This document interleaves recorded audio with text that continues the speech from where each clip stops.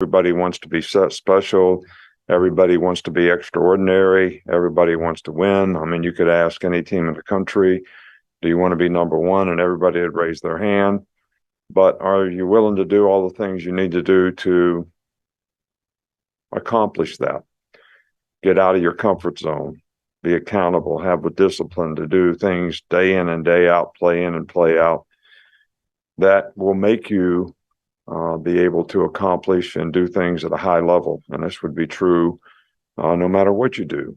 And at this point, we don't have a lot of practice left, but we have a lot of opportunity to get a lot of mental practice, which will enhance your preparation in terms of going out there, being able to execute, have confidence, not make mental errors, and everybody be accountable to each other and create great team chemistry, which will be a real starting point of trying to create the kind of identity that would like to create. So every team that you play creates lots of challenges in terms of the way you technically have to prepare, and they all have players who can make plays. So it's up to us to control what we do in terms of how we play and the focus that we have in terms of how we want to go out and execute together as a group. Hey, Coach. What kind of progress have you seen from Ty Simpson from the spring until now leading up to game? Ty has, done a really good job. I think, all the quarterbacks have made significant improvement. I think Ty has made improvement.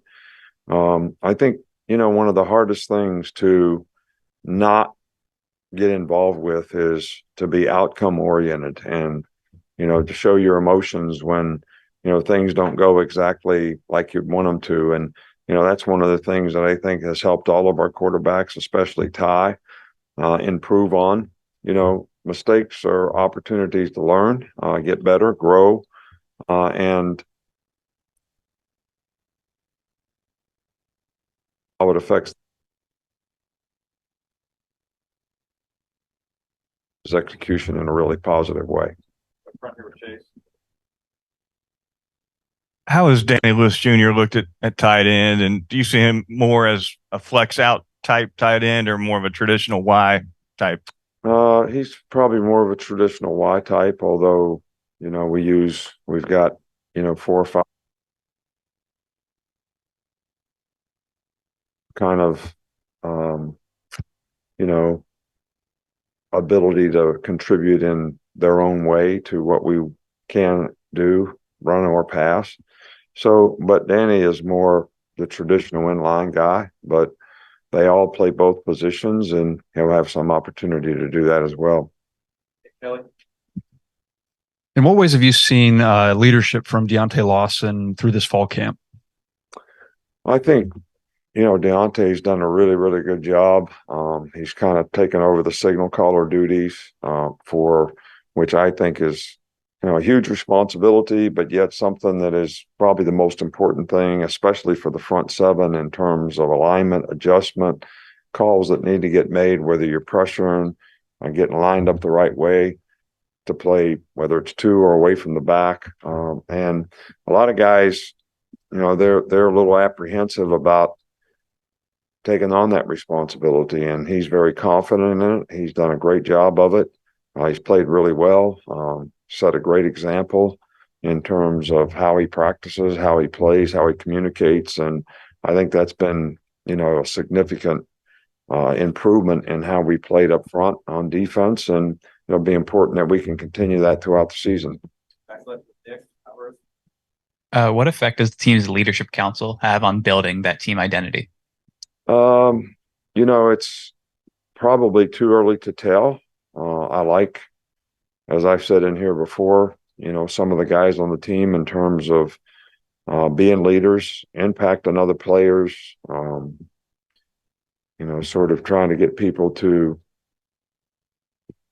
adhere to the standard of how we'd like to do things, whether it's practice, meetings, whatever. But, that's a huge responsibility, and not everybody's up for it, but I like some of the guys that we have this year that are trying to do it, and they've done a pretty good job of it. But you never know what the impact of all these things are until you start playing games. And even when you start playing games, you don't know how it's going to sustain itself throughout the season. So these kind of questions are something that are better answered, at the end of the year, not the beginning. Coach, I want to ask about Malachi Moore. Adversity throughout his time here, but do you see him as one of the leaders going into this year on the defensive side? Yeah, he's been really good. He's smart, bright, has got a lot of experience, can play multiple positions. Is a really good communicator, which is one of the things that we've been harping on with the guys in the back end.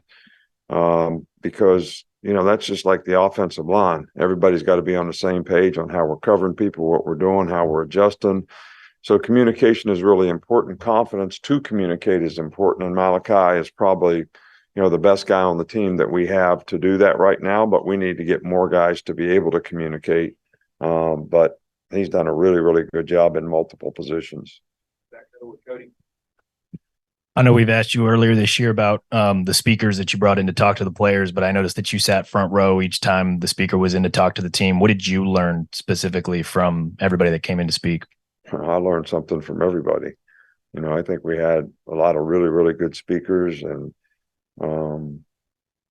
I think mostly everybody is trying to get people to understand how they can elevate themselves, elevate their game, elevate whatever it is they want to accomplish and what they want to do, but not really be depending on somebody else to motivate you to do it. We all get affected by external factors and some things that we can't control. So is that your motivation? Does it come from some place outside of you? Or is it just because I want to be the best at what I do and I'm willing to work and invest the time to be able to be the best version of myself? Does that come from within me? Am I driven to do that? I think that's the message I hope that, every player on the team actually, can hear. Because, we always, how many times somebody says something bad about you and all of a sudden you're motivated? Well, that's an external factor. You get behind in a game and you're motivated. Well, that's an external factor. The scoreboard, we're winning in the game and you let down. That's an external factor. So we're all affected by those things, but the key to the drill is to not be affected by any of that stuff. The guy you're playing against, I'm playing against All-American this week, so I'm really going to be jacked up to play the best I can play and play a great game. And I'm going to say to the guy, why didn't you play that way last week? If you're capable of being that good, why aren't you that good all the time?